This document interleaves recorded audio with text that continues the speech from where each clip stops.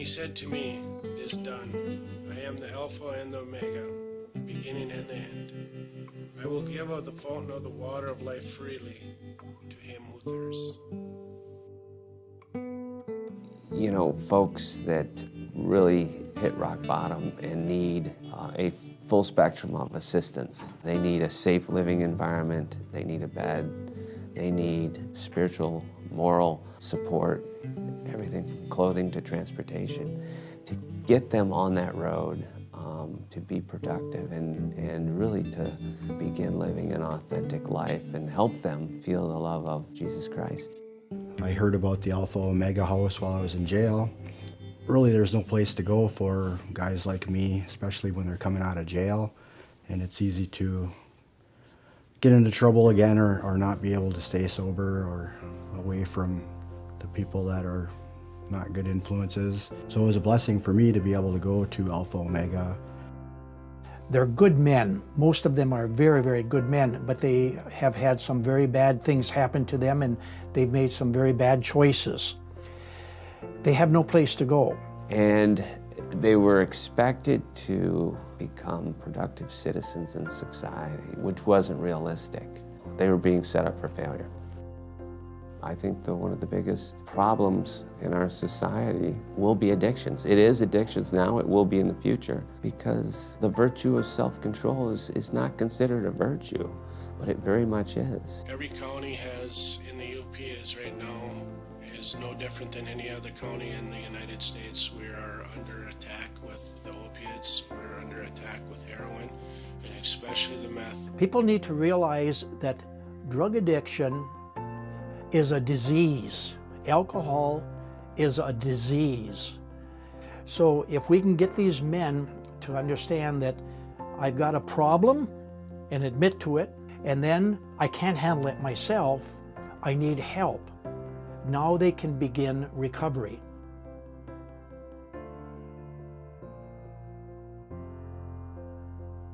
There are some requirements to be a resident, and we are faith-based, so as long as they're willing to give faith-based recovery a chance, we will basically take whoever needs to be here.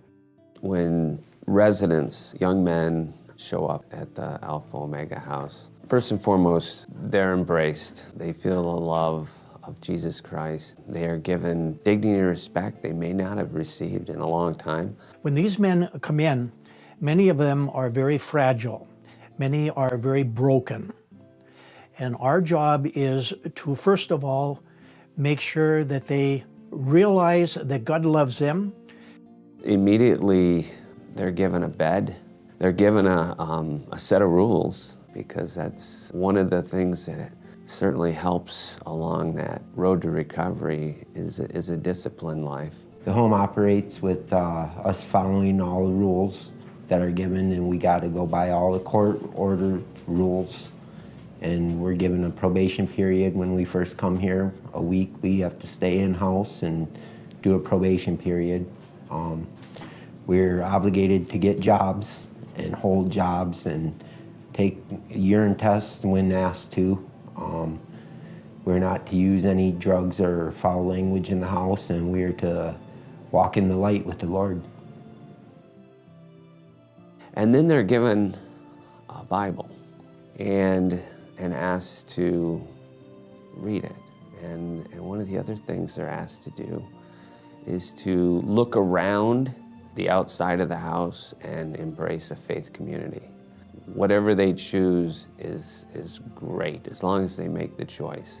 My policy is if the church that you choose to go to, if the doors are open, you ought to be there and get involved with whatever they offer as services. We are a model compared to other places. We really are. And I think that's why we have been so successful and are continuing to grow in the Upper Peninsula.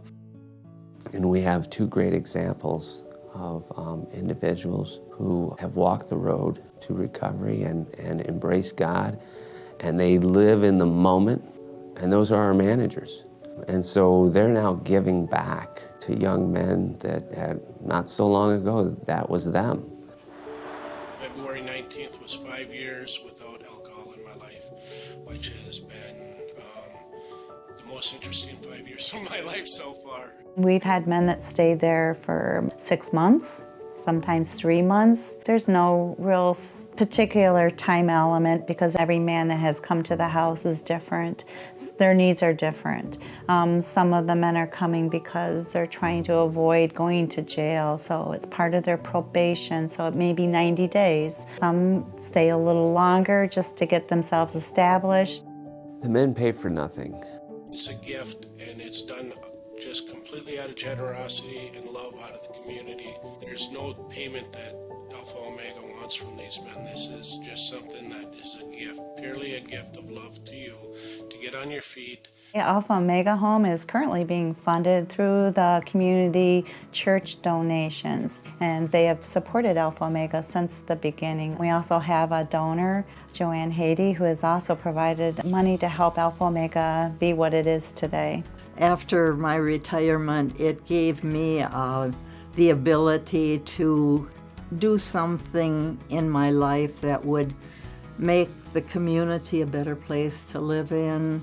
Alpha Omega is also funded now, currently, through North Care Network. And they're the funding source for substance abuse services that we have a contract with. With North Care's funding and with the grant money and everything that we're going like we're doing, we are now a model for other counties. There's 15 counties in the UP.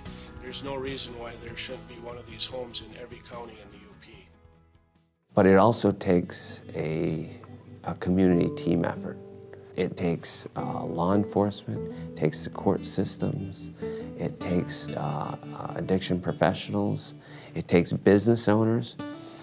All these folks have to come together, and that's what's so challenging.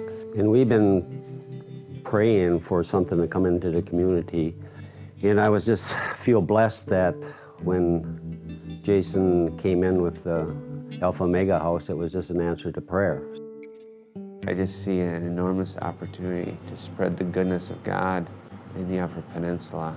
And we're trying to answer the call to be in the streets with those in need. And yep, folks that can't be in the streets, they can certainly help too with donations. It's a wonderful opportunity to help those in need and really help them feel God's grace.